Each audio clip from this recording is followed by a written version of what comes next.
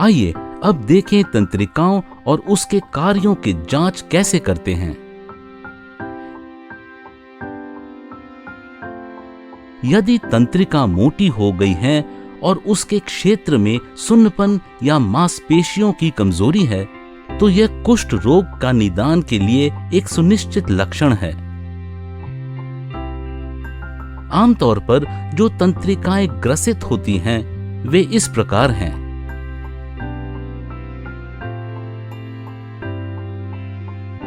एरिक्युलर nerve, जो कान के नीचे गर्दन के साइड में होती है और मोटे होने पर स्पष्ट दिखाई देती हैं।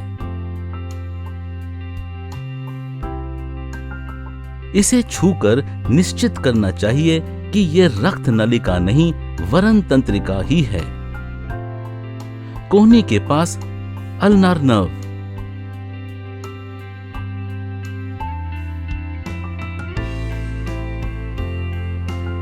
कलाई के पास मीडियन नर्व और रेडियल कुटेनियस नर्व है। घुटने के पास पेरेनियल नर्व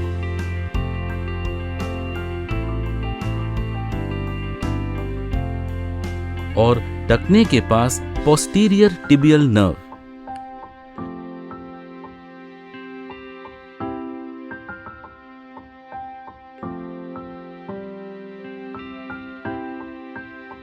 इन सभी तंत्रिकाओं को धीरे से सावधानी से छूकर जांचना चाहिए, बाएं दाएं दोनों तरफ।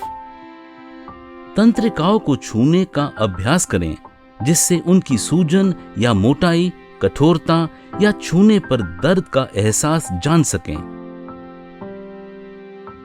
तंत्रिका को हड्डी के ऊपर रोल करने से उनकी सूजन, मोटापन या कठोरता का पता लगाया जा सकता है।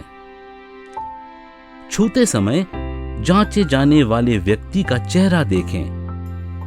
यदि चेहरे पर पीड़ा के भाव दिखें, तो तंत्रिका टेंडर है।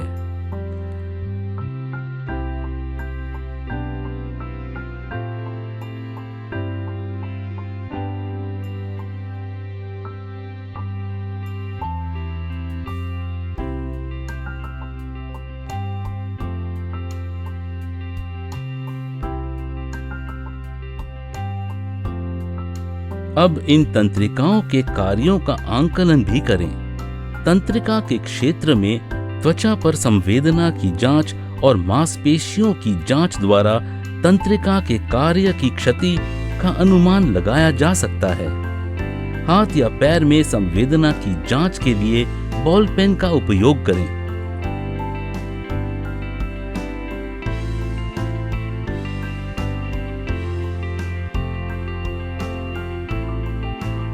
अल्नार नर्व का क्षेत्र हाथ की छोटी उंगली की तरफ है। अंगूठा, तर्जनी और मध्यम उंगली मीडियम नर्व के क्षेत्र में आती है।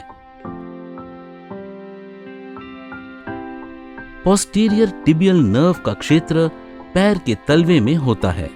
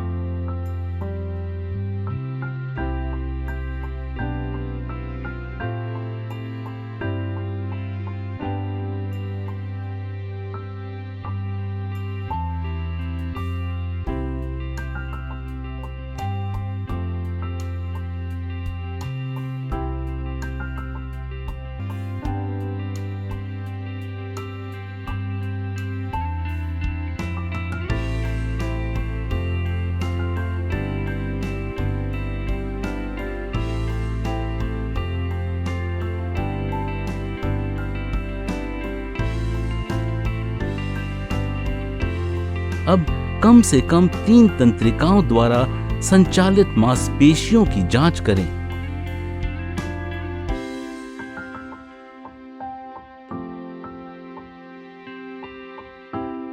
पहला, अंगूठे की जांच। मीडियम नर्व के लिए व्यक्ति से कहें कि हथेलियों को ऊपर की तरफ खोलें। आप उसके हाथों को नीचे से सपोर्ट दें। फिर निर्देश दें कि वह अपना अंगूठा अपनी नाक की तरफ सीधा करें और जांचें कि क्या यह ऐसा व्यवधान या रेजिस्टेंस देने पर भी कर सकता है।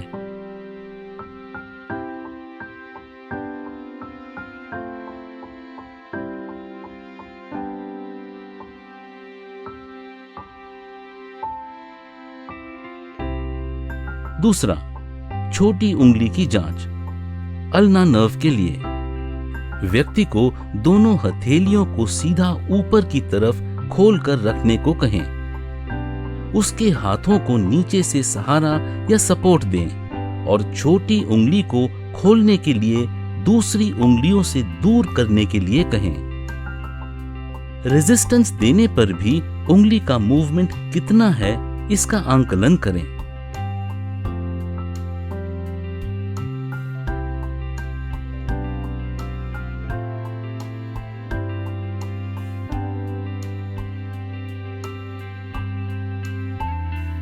तीसरा, पैरों की जांच। लैटरल पोप्लिटियल नर्व के लिए व्यक्ति से बैठने को कहें। उसकी टांग को अपने हाथ से पकड़कर स्थिर करें। फिर उसे पैर का पंजा उठाने को कहें। उठते हुए पंजे को हाथ से अवरोध रेजिस्टेंस देकर मसल पावर का आंकलन करें।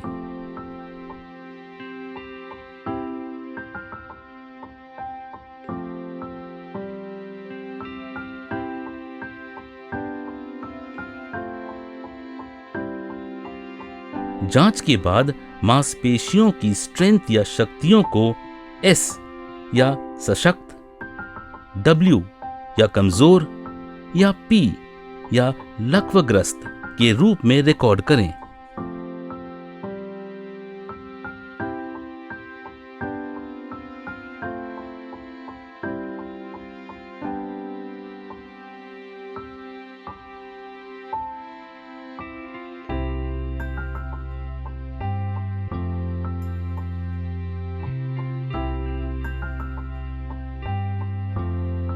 दोनों आंखों की जांच करें, विशेषकर नजर की।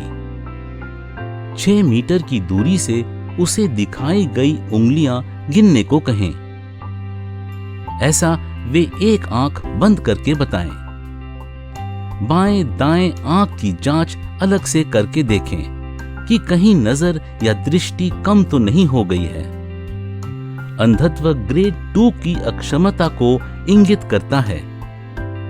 ध्यान से देखें, आंख में कहीं लालिमा तो नहीं है।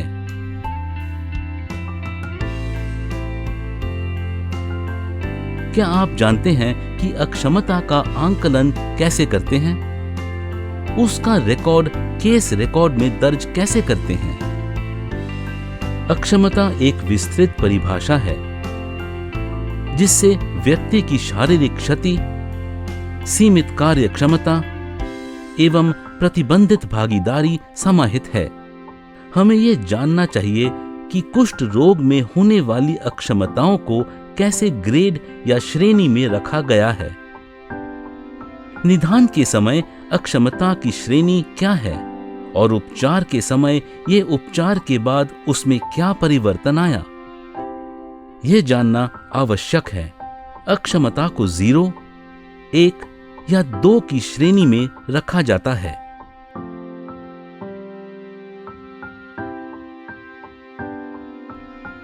हर आंख, हाथ व पैर को अक्षमता की ग्रेड दी जाती है।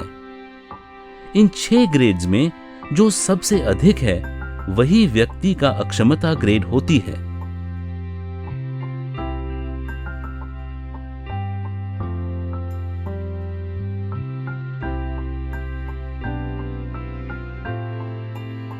ग्रेड 0 का अर्थ है कोई अक्षमता नहीं।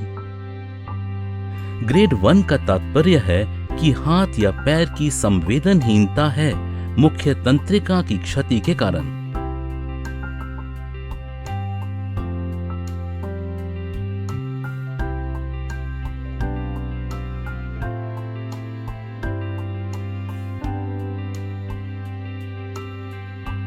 ग्रेड 2 अर्थात हाथ, पैर या चेहरे पर विकृति का पाया जाना,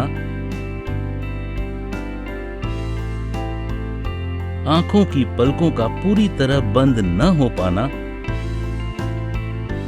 आंखों में लालिमा रहना या दृष्टि में कमी होना ग्रेड 2 में आते हैं। हाथ या पैर में घाव,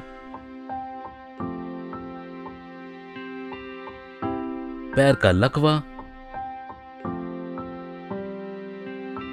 उंगलियों का टेढ़ापन ग्रेड 2 है।